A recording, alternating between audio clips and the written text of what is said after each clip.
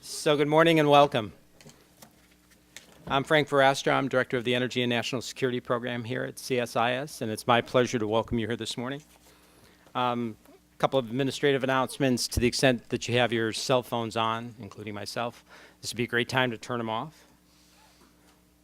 There we go. And then since we're on safety in the unlikely event of an evacuation, you all know where the exits are as you go out to the right.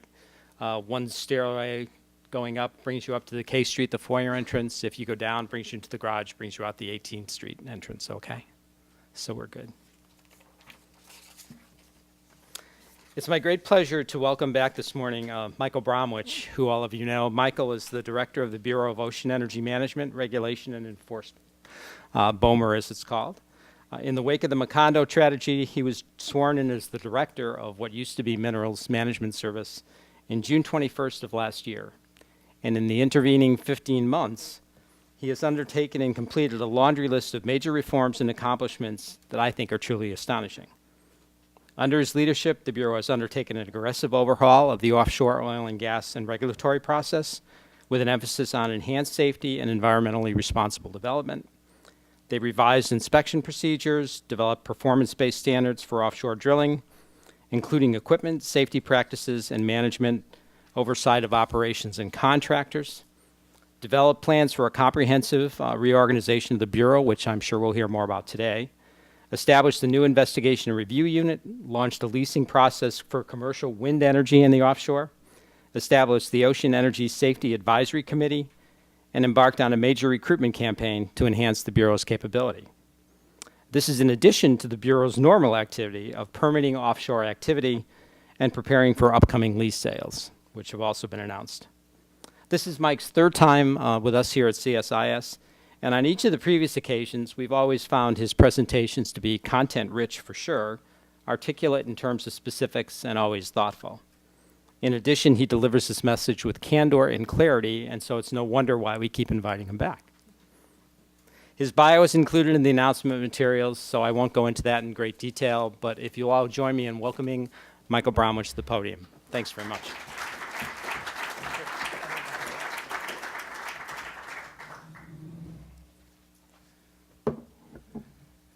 Well, thank you very much for that very kind and generous introduction, Frank. It is a pleasure to be back. Good morning. Thank you for the opportunity to speak to you today about our efforts over the past 15 months to design and implement our comprehensive overhaul of the former Minerals Management Service. As Frank noted, this is my third appearance at CSIS since President Obama and Secretary Salazar asked me to lead the Bureau of Ocean Energy Management, Regulation, and Enforcement in June of 2010. When I was here the first time in January, we discussed the President's Commission report on the Deepwater Horizon explosion and oil spill, which had just been released, and we focused on the important new safety requirements BOEMRE had developed and at that time was implementing. I also outlined in broad terms how we plan to separate and clarify the agency's multiple missions of energy development, revenue management, and safety and environmental enforcement. And when I was here in April, I addressed the not-so-narrow topic of the future of offshore oil and gas development, but also outlined what we were planning for the two new agencies that were going to result from the reorganization, the Bureau of Ocean Energy Management and the Bureau of Safety and Environmental Enforcement. I also discussed the regulatory reforms that we continued to implement and our full engagement with the international regulatory community. Today, I'm extremely pleased to report that we have accomplished what we set out to do. 17 days from now, BOEMRE will cease to exist, and in its place, BOEM and BSEE will open their doors. Together, they embody our collective efforts to institutionalize a set of structural and substantive reforms that will do several important things. They will greatly enhance our nation's ability to responsibly develop our offshore energy resources and reduce our dependence on foreign sources. They will improve the safety of operations, and they will provide greater environmental protection. We have done all of this at the same time as we have continued to move forward with our day-to-day operations. We have undertaken more rigorous environmental reviews. We have continued to approve plans and permits that comply with our new safety and environmental requirements. And we are preparing right now, as Frank noted, for an important upcoming oil and gas lease sale. And this doesn't even touch on the hard work we have done in promoting offshore renewable energy development, which is an important story we will leave largely for another day. Now, when the Government Accountability Office placed the Department of the Interior on the 2011 high-risk list with respect to oil and gas oversight, it stated that the Bureau must, quote, meet its routine responsibilities to manage these resources in the public interest while managing a major reorganization that has the potential to distract agency management from other important tasks and put additional strain on Interior staff. It must also do this in a constrained resource environment, unquote. Well, despite the concern of GAO and many others, we have met this enormous challenge. I'm extraordinarily proud of what we've accomplished. I have been impressed each day by the dedication demonstrated by BOEMRE employees. I'm confident that we've selected the personnel and created the organizational structures that will enable the nation to move forward with responsible domestic energy exploration, development, and production. Now, the Deepwater Horizon explosion and oil spill highlighted a number of problems and weaknesses in the way that MMS had historically carried out its business. Those weaknesses included the adequacy of the agency's regulations, especially as they related to offshore safety and environmental protection. But they also included the excessively broad focus of the agency that was charged with multiple important and complex missions, and the enormous shortfall in resources that had historically been made available to that agency. In the immediate aftermath of the spill, we found that existing regulations had not kept up with the advancements in technology used in deepwater drilling. In response, we quickly issued new rigorous regulations that bolstered offshore drilling safety, and we also ratcheted up our efforts to evaluate and mitigate environmental risks. We introduced for the first time performance-based standards similar to those used by regulators in the North Sea to make operators responsible for identifying and minimizing the risks associated with drilling operations. We did this through development and implementation of 2 new rules that raise standards for the oil and gas industry's operations on the OCS. Even before the various reports on the Deepwater Horizon tragedy were completed, we knew that we needed to address drilling safety issues. We did this last October, as many of you know, through our emergency drilling safety rule, which created tough new standards for well design, casing, and cementing, and well-controlled procedures and equipment, including blowout preventers. This rule requires operators to have a professional engineer certify the adequacy of the proposed drilling program. And in addition, the new drilling safety rule requires an engineer to certify that the blowout preventer to be used in a drilling operation meets new standards for testing, maintenance, and performance. The second rule was our workplace safety rule. That rule requires operators to systematically identify risks and establish barriers to those risks. It seeks to reduce the human and organizational errors that cause many accidents and oil spills. Under the rule, also known as the SEMS rule, operators must develop a comprehensive safety and environmental management program that identifies the potential hazards and risk reduction strategies for all phases of activity, from well design and construction through the decommissioning of platforms. Many companies had developed such SEMS systems on a voluntary basis in the past, but many had not. Because the rule required substantial work by many operators, we delayed enforcement of the rule for a year. But starting in November, we will begin to enforce compliance. Based on my discussions with our own personnel who have been gearing up to ensure compliance with the SEMS rules, and my meetings with individual operators and groups of operators, I am confident that the vast majority of operators will be ready with their SEMS programs by that date. Today, as you know, about an hour ago, we proposed a follow-up rule that further advances the purposes of the SEMS rule. It addresses additional safety concerns not covered by the original rule and applies to all oil and natural gas activities and facilities on the OCS. Now, we first announced that this rule would be forthcoming at the time we announced the original SEMS rule, so it comes as no surprise to anyone. The proposed SEMS 2 rule includes procedures that authorize any employee on a facility to cause the stoppage of work, frequently called stop work authority, in the face of an activity or event that poses a threat to an individual, to property, or to the environment. The proposed rule also establishes requirements relating to the clear delineation of who possesses ultimate authority on each facility for operational safety, establishes guidelines for reporting unsafe work conditions that give all employees the right to report a possible safety or environmental violation and to request a BOEMRE investigation of the facility, and requires third-party independent audits of operators' SEMS programs. We believe these are reasonable, appropriate, and logical extensions of our original SEMS rule. And we look forward to the comments and suggestions of operators and other interested stakeholders as this proposed rule moves through the rulemaking process. As you all know, we're in the final stages of completing our own investigation into the Deepwater Horizon tragedy. That report is the result of a collaborative effort between BOEMRE and the Coast Guard. Following the issuance of that report, which is imminent, we expect to make available for public comment additional proposals that will further enhance drilling safety and environmental protection. In order to ensure that we incorporate the very best ideas and best practices of the offshore industry and other interested stakeholders in offshore exploration, development, and production, we will proceed through a notice and comment rulemaking process that will begin with an advanced notice of proposed rulemaking. It is our hope and our expectation that at the end of this process, we will develop consensus proposals that will significantly enhance safety and environmental protection. Again, this is not a new announcement. It's not new because we've been discussing our intention to further enhance offshore safety regulation for the past year.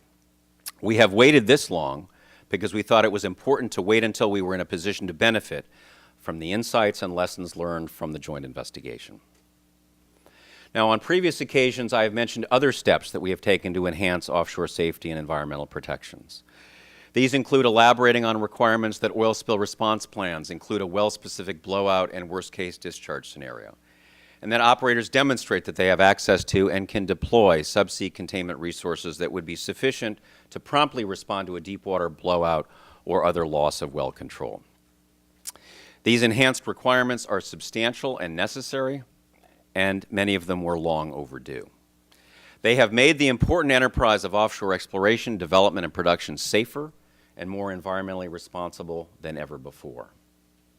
And the new regulations we are proposing and will propose are limited and common sense elaborations of the rules we have already put in place.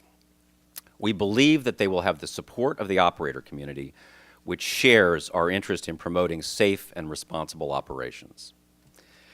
In addition, we have developed an entirely new mechanism that will assist us in making sure that our efforts to enhance safety will not languish in the future as they have at times in the past. In January, Secretary Salazar established the Ocean Energy Safety Advisory Committee to advise us on a broad range of issues related to offshore energy safety. I have met with the committee, led by former Sandia Labs Director Tom Hunter, on 2 occasions, and am very pleased and impressed with their commitment to helping us address these challenges. The advisory committee will assist BSEE, and we expect to receive the first set of recommendations from its subcommittees by the end of this year. One of the fundamental weaknesses highlighted by the Deepwater Horizon tragedy was the fact that the agency charged with enforcing federal regulations had 3 competing missions: revenue generation, responsible energy development, and safety and environmental enforcement. Through no fault of the agency's employees, the agency lacked the necessary resources, the leadership, and the vision to effectively fulfill all of its responsibilities. For decades and across administrations, the prevailing focus was on revenue generation and energy development. The inspector workforce fell further and further behind as it tried to keep pace with the rapid growth in the number of facilities they were responsible for overseeing. In addition, industry's advances in technology significantly outpaced the agency and its development of regulations. It became clear that the agency had simply been asked to do too much with too little, and that there was inherent tension among the multiple missions it had been asked to fulfill. The President's Commission found that the top priority of all of the prior MMS directors it interviewed was the generation of maximum revenues for the federal treasury through royalty and rental collections. It was inevitable that setting this as the top priority would have an effect on the ability to arrive at responsible and balanced decisions concerning the development of our offshore resources.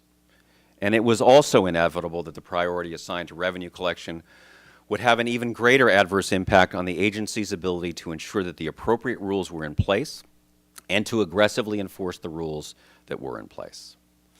Therefore, it became apparent that those three missions had to be separated and made independent of each other to ensure that all three missions had the appropriate focus and adequate resources. So, on May 19, 2010, a month before I arrived at Interior, Secretary Salazar signed a secretarial order announcing his intention to separate the former MMS into three separate organizations, with the goal of separating these functions and enhancing the ability of our personnel to accomplish these important but quite different missions. And my job then was to lead this reorganization and make real the creation of three new entities, each with specific and independent missions, and each with the authority and resources necessary to effectively carry them out. Last summer, we began a thorough review of all of our programs and processes. We took a very close look at the organizational structure and culture of the former MMS. We took prompt action to address conflicts of interest, real and perceived, by implementing a strict recusal policy and setting up an internal investigation and review unit.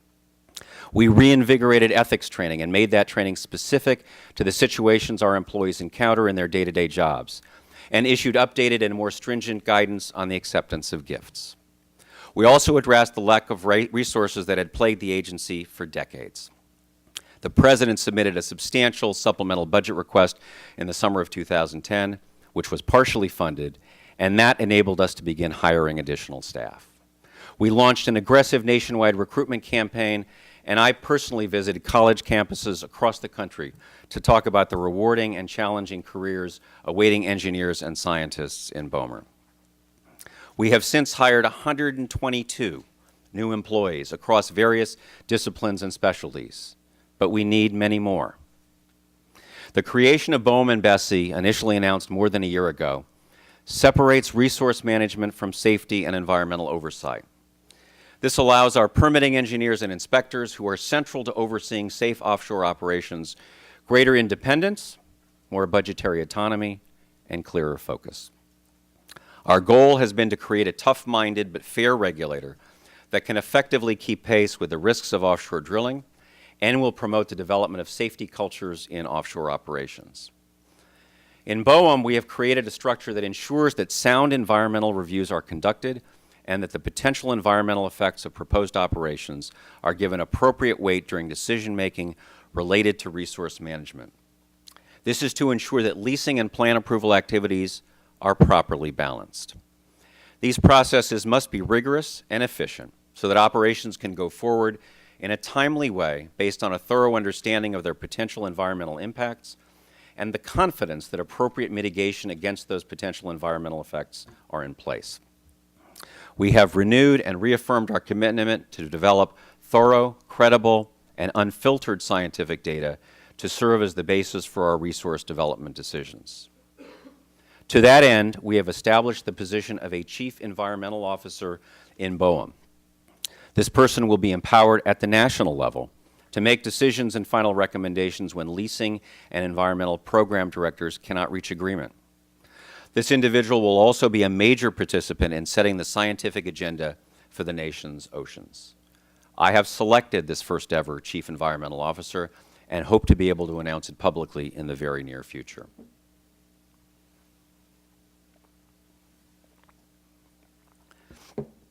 Now, BOEMRE and its predecessor agencies have long maintained a robust scientific studies program, as many of you know. However, in the past, there was little effort to disseminate and promote the important work that was being performed.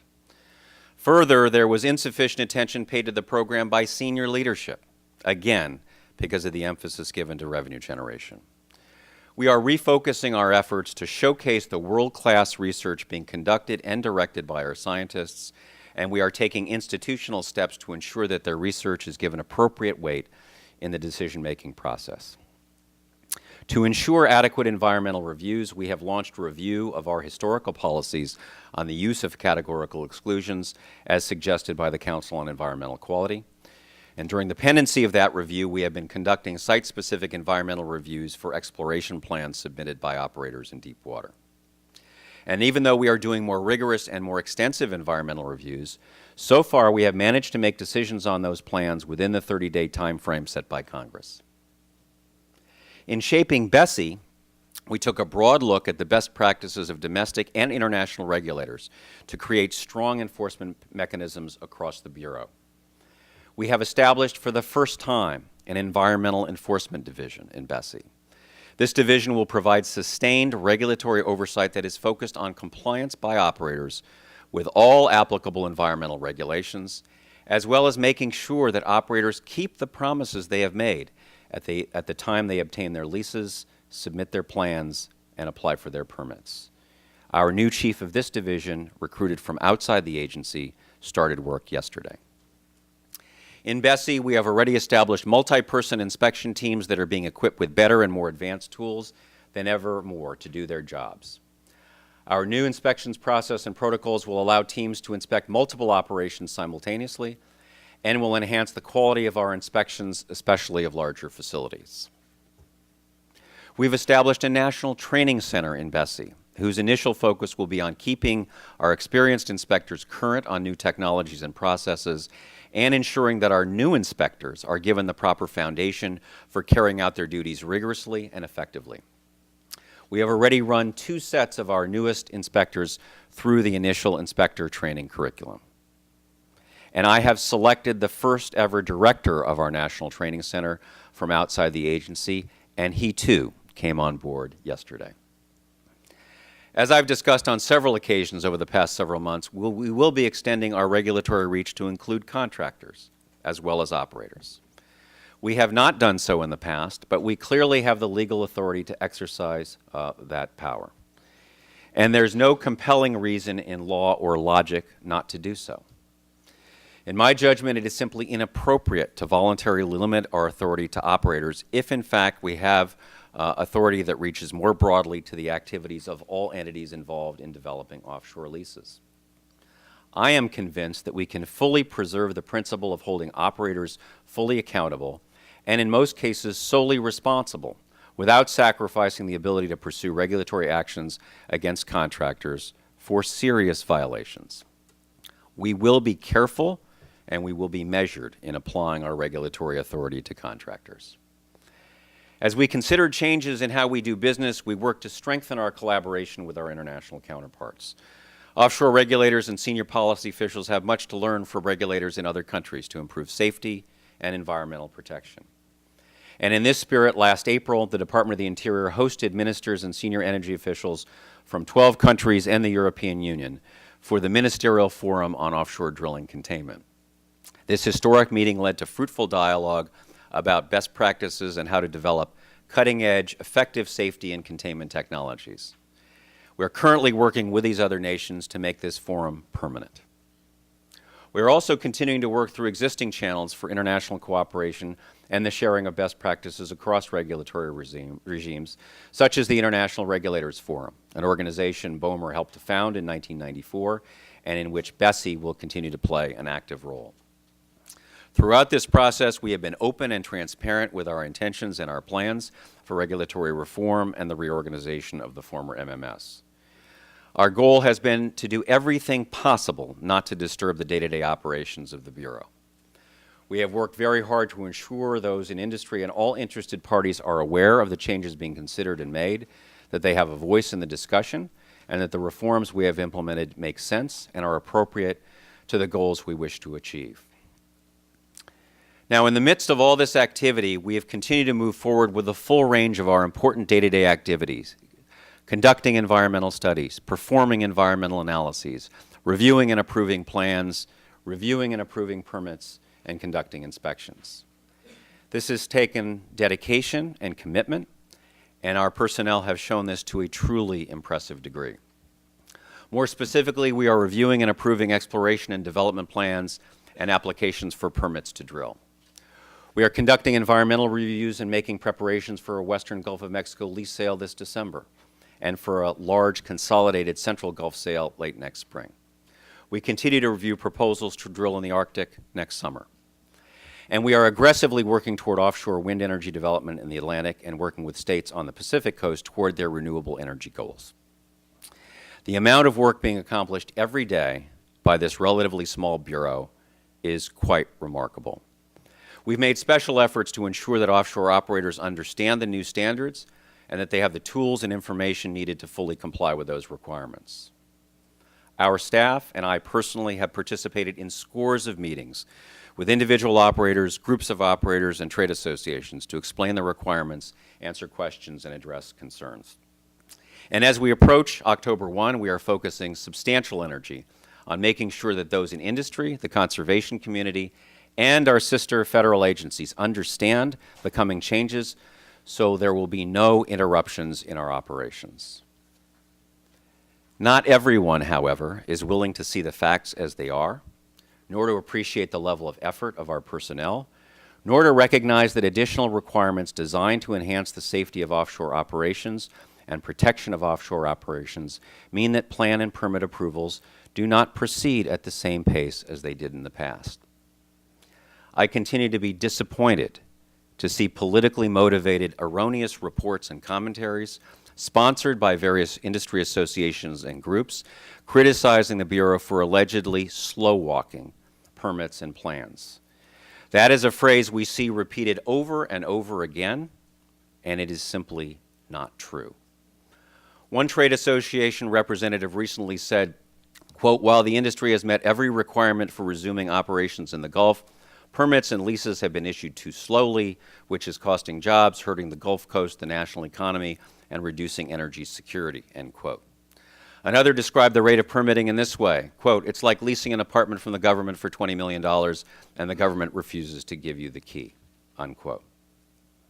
These groups continue to distort the facts and in some cases use undisclosed or incomprehensible methodologies to suggest that the slower pace of plan and permit approval is part of a strategy to slow down offshore energy instead of the predictable product of more searching and rigorous reviews and analyses conducted by a small staff. Last week, in a publicly released letter to President Obama, 20 representatives from various industry associations again used incorrect and misleading statistics to make a case for returning permitting levels to a pace commensurate with the industry's ability to invest. In the letter, the group stated, quote, "Some in your administration dispute the actual rate of permitting in the Gulf of Mexico. We would prefer less dispute on numbers and more action on permits," end quote. I fully understand why these groups are becoming increasingly uncomfortable about discussing our plan approval and permit approval numbers. It is because we have demonstrated that they are using flawed and frequently unstated methodologies and numbers that in many cases are created out of thin air. As of the close of business yesterday, September 12th, the real statistics, the real numbers are as follows. In shallow water, to date we have issued 74 new shallow water well permits since the implementation of new safety and environmental standards on June 8, 2010. Just 13 of these permits are currently pending. 10 have been returned to the operator for additional information. In deep water, since an applicant first successfully demonstrated containment capabilities in mid-February, we have approved 129 permits for 40 unique wells requiring subsea containment, with 12 permits pending and 23 permits returned to the operator with requests for additional information, particularly information regarding containment. Also in deep water, we have approved 45 permits with 1 permit pending and 1 permit returned to the operator with requests for additional information for those activities that include water injection wells and procedures using surface blowout preventers. The simple fact is we are reviewing and approving permits as expeditiously as we can, given our current resources. Another fact that should not be overlooked is that our employees have put in more than 1,350 hours of overtime reviewing plans and permits in the past 6 months alone. In light of that, it is unfair and it is inappropriate to accuse this Bureau of slow-walking anything. I was pleased to see that for the first time last week, the CEO of one of the major oil and gas companies said he thought the claim that we have been slow-walking permits was false. It was about time that we heard an oil company executive say publicly what many had been saying privately to us for many, many months. We understand that operators would like the permitting process to move more quickly, but that's very different from suggesting that there have been concerted efforts to slow things down. And the truth is that industry needs to step up its game if it is genuinely interested in a more efficient process. Instead of commissioning studies that don't bother to understand how the process actually works, they would be better served by devoting more resources to improving the quality of their applications. The fact is that flawed and incomplete applications are a significant source of delays in the process. Operators need to stop turning in applications with missing or incomplete information or that completely lack information about subsea containment. We are still receiving applications that use cookie-cutter templates. For example, we've had cases in which we received an application from an operator that details their plans to drill well A. The operator then submitted another application to drill well B, except that the application included the specifications for well A. They simply cut and pasted the information. This is clearly unacceptable, and we will simply not approve an application with such blatant errors. We're not talking here about simple typographical errors. We're talking about applications with completely incorrect data, or that are missing key data, or that contain completely inconsistent data. We see this day in and day out. And then we face criticism for the high rate of drilling applications that are returned to operators. Despite much unfair, inaccurate, and misplaced criticism, we have been doing our very best to assist industry, consulting with operators individually and in groups, and holding workshops to clarify what may remain unclear or legitimately confusing to operators. For example, in March 2011, we held a day-long workshop on exploration and development plans, led by our personnel who are actively involved in reviewing and analyzing plans. More than 200 industry representatives attended the workshop, which focused on the many aspects of plan submissions. Much of the discussion from the workshop was subsequently incorporated into a web page, focusing on submitting complete exploration and development plans. And thanks to the input we received from that workshop, as well as other meetings and conversations, the page includes helpful information, such as a checklist of required information for plans, frequently asked questions, and a guidance document recently added that is entitled Top Ways Operators Can Submit Stronger Plan Applications. And we've made similar efforts regarding drilling permits. We have met regularly with oil and gas operators, both individually and in groups, to discuss their concerns and respond to requests for additional information and additional clarity regarding our permit review process. We have created a completeness checklist for our drilling engineers to use in ensuring a more efficient analysis and to aid in setting priorities for reviews. And we have shared the checklist with operators. We have developed an online tracking system for the first time that enables operators to track the status of their individual permits as they move through the review and approval process. Late last month, the Gulf of Mexico regional staff and the agency presented a full-day permitting workshop for approximately 200 industry representatives. The workshop included a discussion of common errors and omissions found in the submission of permit applications, and overviews and updates on subsea containment and the software screening tool that we used and developed in conjunction with industry and that we use to evaluate permit applications. A panel of operators very helpfully discussed proven methods and strategies for the completion of fully compliant permit applications. Now, we will continue to engage industry to ensure they understand the requirements. It's important and it's a central part of our job. Many operators have demonstrated that they do understand the requirements and that they are able to comply with them. Their permit applications are being approved in many cases very promptly. The two ingredients we need to speed up the review and approval of permits are applications that contain all of the elements of a fully compliant application and, obviously, additional agency resources. The drumbeat of criticism that urges us to approve plans and issue permits more rapidly will simply not cause us to cut corners or compromise safety to speed the process.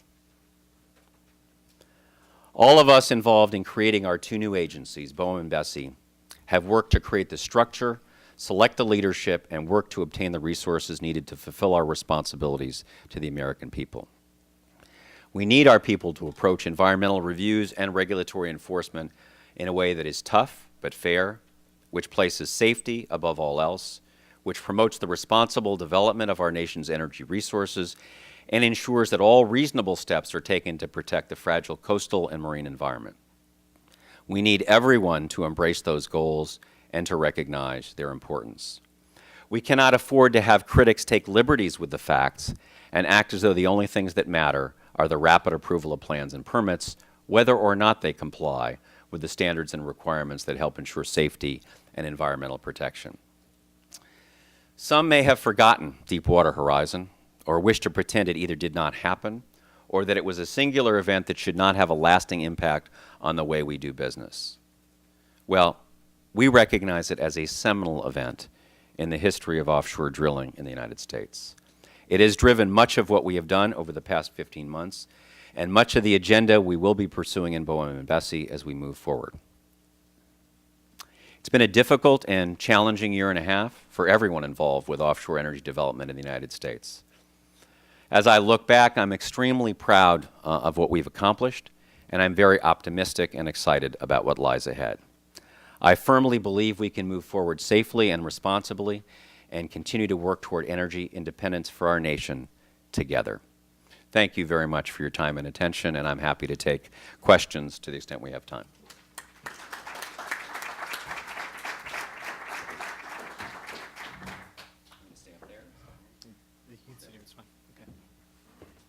Michael, that was terrific. Since we started a bit late, we're going to continue a little past 11, so we'll try to incorporate and answer all the questions that get posed by the audience. So if you want to start with that. We have 3 simple rules here. Wait for the microphone. Identify yourselves and your affiliation, and then to the extent you can, pose your question in the form of a question instead of just a comment. And we'll start on this side.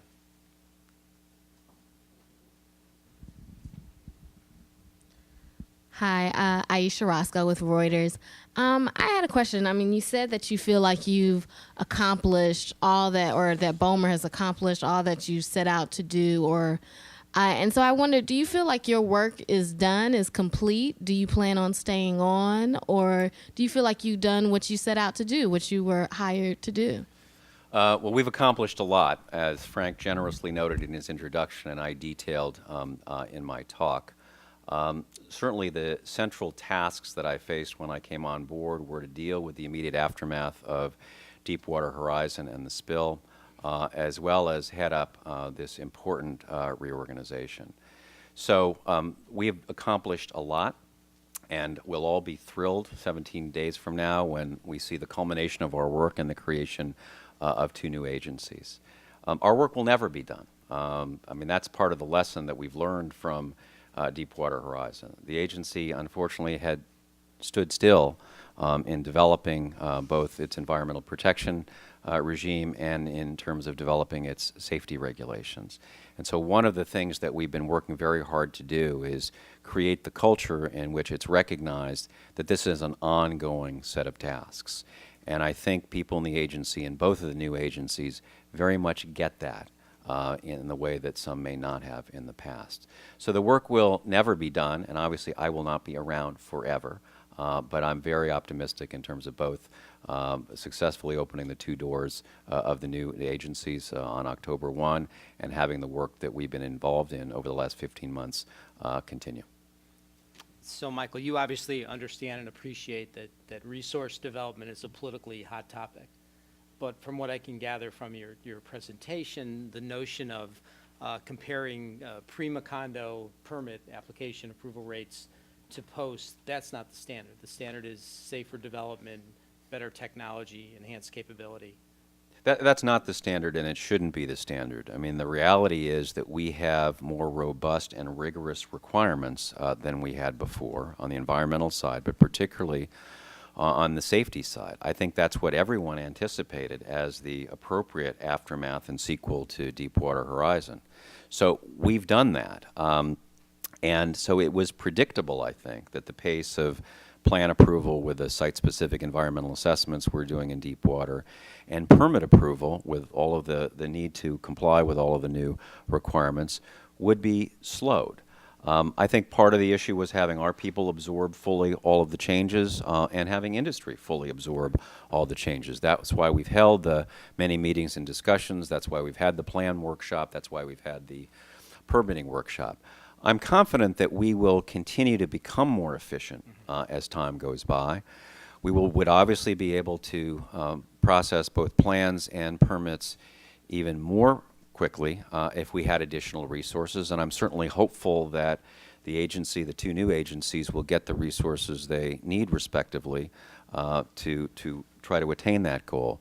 But simple numerical comparisons between years before Macondo and the 15 months since really dramatically miss the mark, and I think are deeply flawed and in many cases disingenuous. Fair enough. Okay.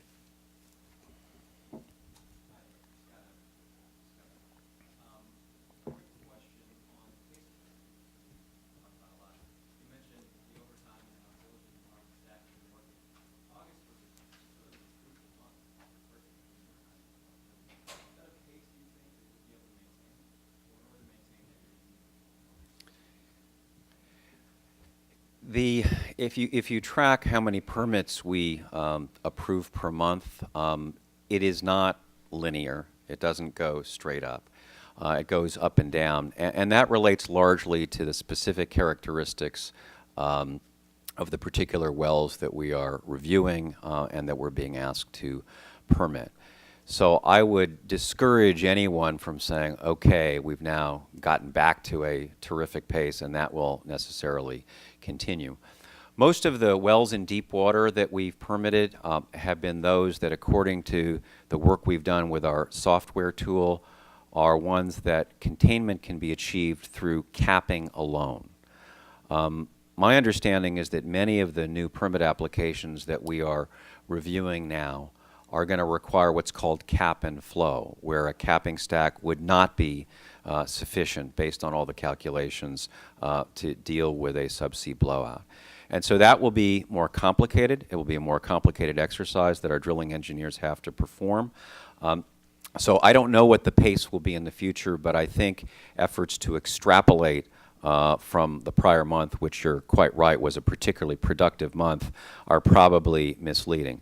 What I can assure everyone, though, is that we're doing this as expeditiously and efficiently as we can, given our limited resources. But if the number snaps back to a smaller number for September, I don't think people should be alarmed. It really reflects the specific characteristics of the inventory of applications that we have at any particular time.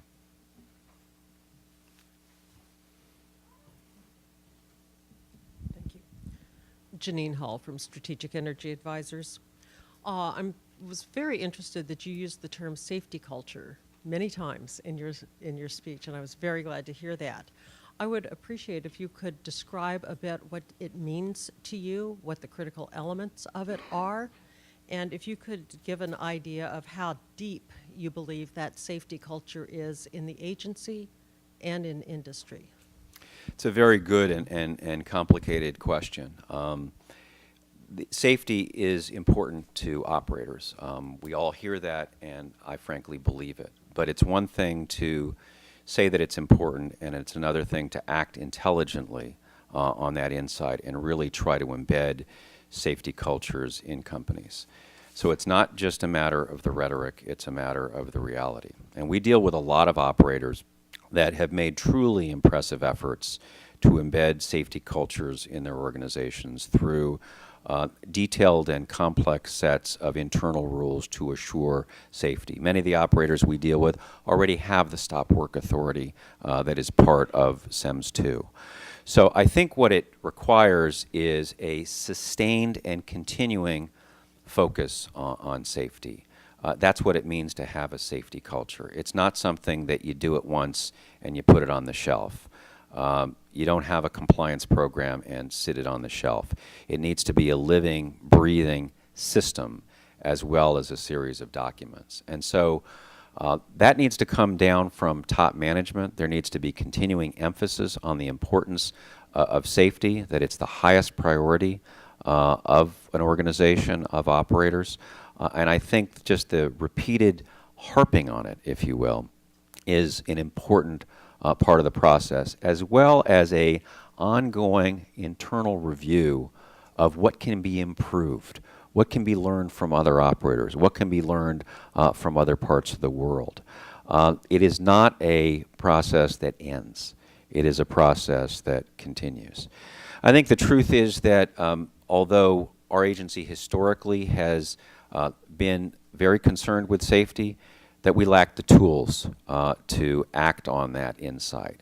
Now with the SEMS rule and today with SEMS tool, we're in a much better position to spend more of our time trying to cultivate and ensure safety cultures in operators and working with operators to raise the level of safety. So further work needs to be done in industry, and significant further work needs to be done in our agency. And I want to emphasize, you will never arrive at an endpoint. There is no endpoint to the process. It's something that needs to be focused on all the time, and to have some of the best minds in the companies and the best minds in our agency focus on it and try to figure out what can be done to improve the safety of operations. Right up front.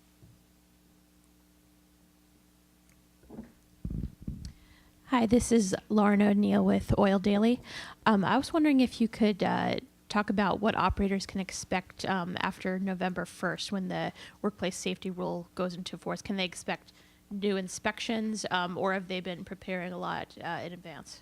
I think operators have been preparing a lot in advance. For some operators, particularly those that have operated around the world, many of them were quite prepared to deal with the SEMS rule, and I think there are some that probably didn't have to do all that much in order to get ready for the SEMS rule. Others, I think, it took a more substantial lift, which is why we recognized that and didn't begin to enforce compliance until a full year after the rule was made effective.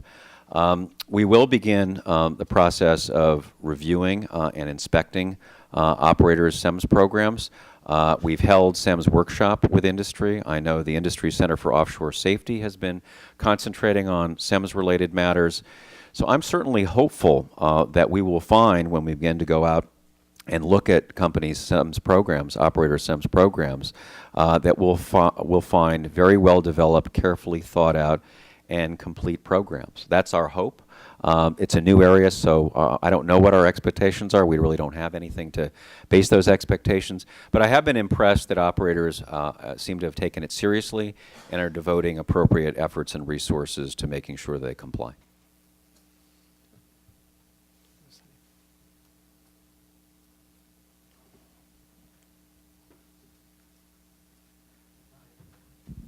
Thank you very much. David Ivanovich with Argus Media. Political statements from trade associations are one thing. Improper applications for permits to drill are a completely different animal. What is happening? What's going on? Are operators just that confused? Are they being sloppy?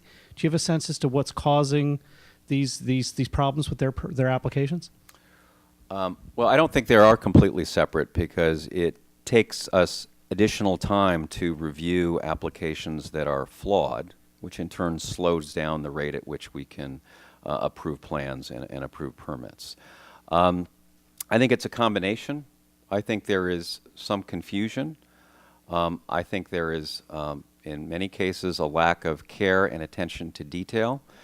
I think certainly our people on staff and in the field think that there is sort of an effort to see what some operators can get by with, and not to pitch their game at the highest levels and to submit something in the first instance that they know will pass muster, but instead to see if something less will suffice, and that may become the new model of what they do in the future. So I think it's a combination of things. I do think that certainly at the outset there was a legitimate lack of clarity and certainty. I think the fact that we are still, until very recently and still today, getting deeply flawed applications to drill with huge sections missing, including, in some cases, no containment section at all, even though it's a well in deep water, suggests that the companies are not in every case bringing their A game. And I don't know what all the causes are for that, whether it's sloppiness or whether it's an effort to see if they can get by without a fully compliant application. I don't know, and I don't want to pretend that I can read the minds of the operators.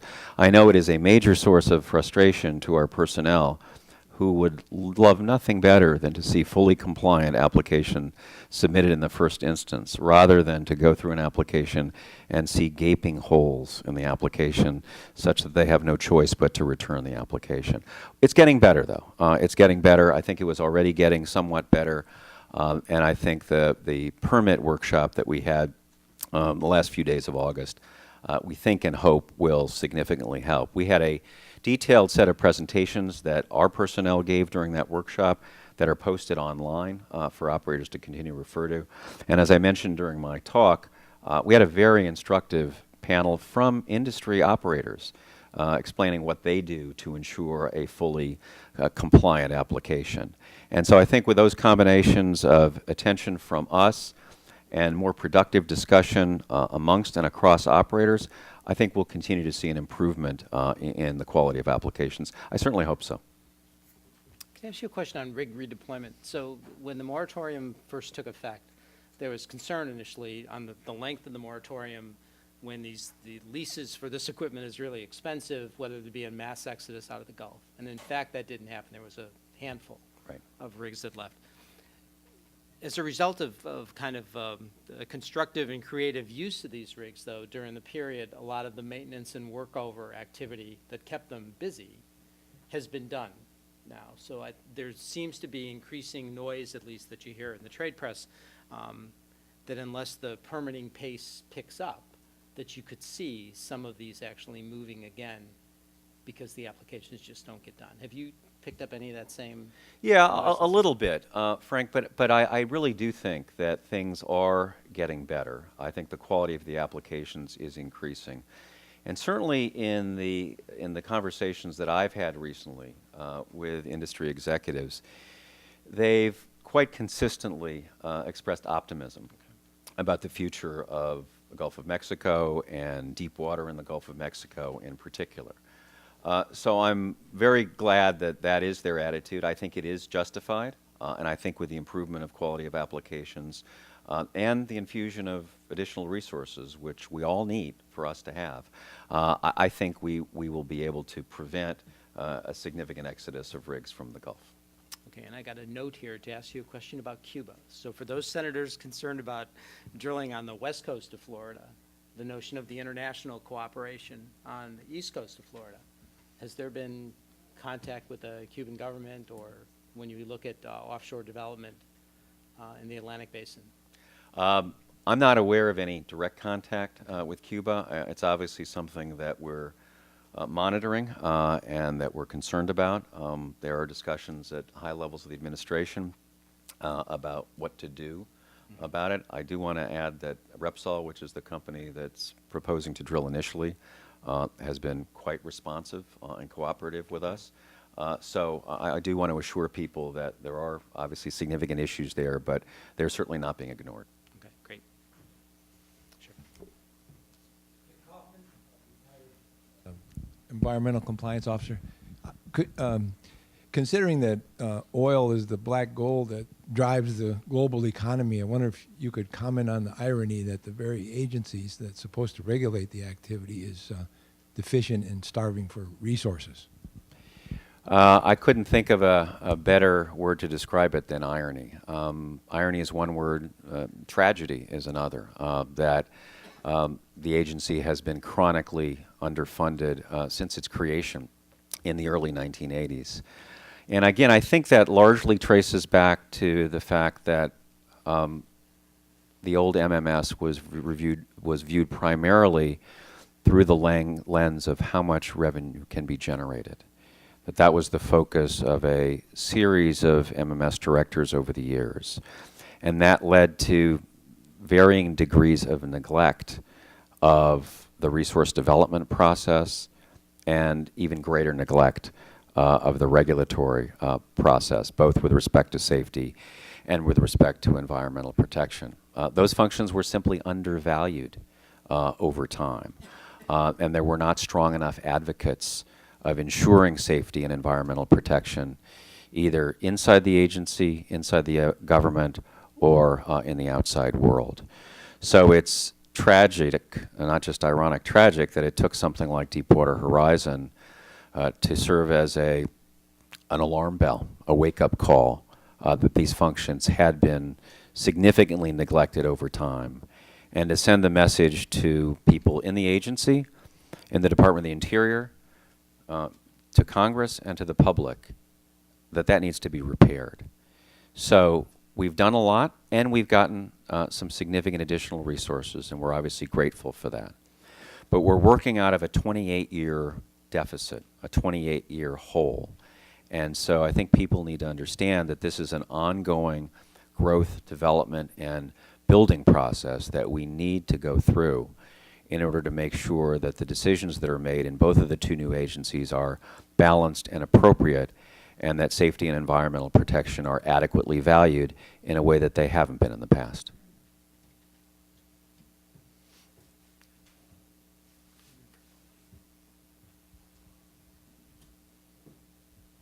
Well, my name is James Woods. I represent FBR. Just a quick question on, I guess, the new rulemaking that has been spoken about a number of times today. What do you see coming and when with respect to new rules being implemented or announced? I assume you're not talking about SEMS 2, which we proposed today and so is already out there, but the advance notice of proposed rulemaking. We've said really for a year now, at the same time as we put out the drilling safety rule, that was our best quick shot at enhancing safety, enhancing drilling safety. But there would need to be continued focus on it. And I think it was several months later that we said for the first time that unlike the interim safety rule, which was an emergency rule effective immediately, put in place under emergency conditions, that the new generation of safety rules would proceed at a very different pace, in part because we thought that the interim rule had done a lot of good in terms of raising the bar on safety. So, as you probably know, in many rulemaking processes, you don't have the advance notice of proposed rulemaking. There's no requirement that you do so. And the fact that we are doing so should be a signal that we are truly interested in gathering the best ideas that everyone has, stakeholders have, operators have, academics have, so that we have a really sound, strong, and balanced set of proposals to eventually incorporate into a rule. So we're talking about a process that is not going to be 6 months, not going to be a year. It's going to be longer than that. Not because we think it's critical to get everything in this new rule and to get it right, because as I said before and answered other questions, it's an ongoing evolutionary process. You're never going to get there. But we understand the turmoil that's been created by the emergency rule, and we don't think that we pay a significant cost in safety by taking the time to make this rulemaking process a more deliberate one. And as I said in the talk, my hope is that we are able to develop consensus new rules that industry, other stakeholders, and we as the safety authority agree are necessary and appropriate to further enhance safety. That's our objective, and I hope we can get there. One or two more questions. And in the back here on the right. Yeah, hi. I'm Dave Diamond from the Department of Energy. I was wondering what type of either formal or informal coordination mechanisms are going to exist between BOEM and BSEE once they split off? It's a very good question. One of the challenges and difficulties of creating two agencies out of one has been identifying the links, the connections, the interdependencies that exist or that will exist between the two new agencies. So we have focused on that for months and in fact have put together an interdependencies team whose sole job has been to focus on those interdependencies and figure out how to address them.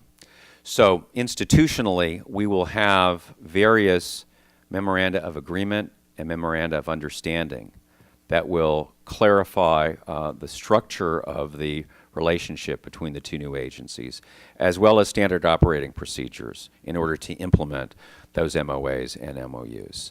So tremendous amount of work has been done by our staff in both identifying those issues and addressing those issues. I'm sure it's inevitable that there are some things we haven't anticipated. We've looked around the corner as far as we can, but there may be some things that we've missed. But we're going to set up a coordinating mechanism in the first few months after the split to make sure that we have an institutional mechanism to identify and address any additional issues that may not have been sufficiently identified during the planning process. So I feel very good about the process we put in place to do exactly what your question is aimed at. So with the dissolution of BOEMRE and the split between BOEM and Bessie, what's next for Michael Bromwich? We don't know what's next for Michael Bromwich, but I really have not had a whole lot of time to think about what's next for me. We will have an announcement sometime in the near future that will bear on that, either later this week or early next week. We can tape delay this. So I have not really given a lot of thought to what I'm going to do long term. So there's very few times in history where confronted with a crisis that people approach it methodically, comprehensively, thoughtfully, without panic. And I've got to tell you, I've been around this industry a long, long time, longer sometimes than I care to remember. And I actually think the approach that was taken here, while there was a lot of fluttering at the beginning, and a lot of people were very displeased at the end of the day, you've done an excellent job. And you ought to be commended both for the country, for the industry, and for making things safer and more efficient going forward. Thank you very So much, Frank. join I me very in much appreciate thanking that. Mike Bromwich.